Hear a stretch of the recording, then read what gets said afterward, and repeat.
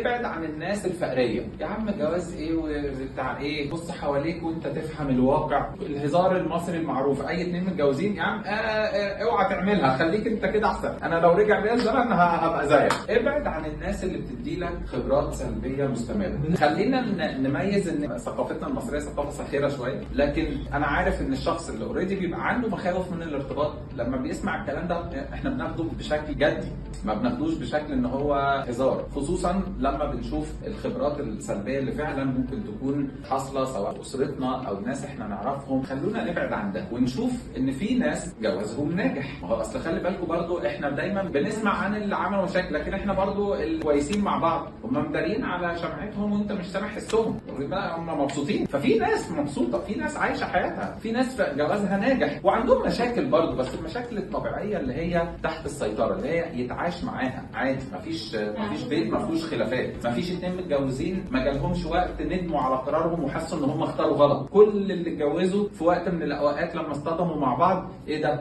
انا ما كنتش فاهم كده، ده انا اخترت غلط. كل اللي بيتجوزوا بيمروا بالفكره دي وبتيجي عليهم. الفكره ان في ناس بتنتصر على ده وبتشتغل على جوازها والجواز بينجح، وفي ناس ما بتشتغلش على نفسها فالجواز بيفشل. فاحنا محتاجين نبعد شويه عن الناس اللي بتتكلم عن ده.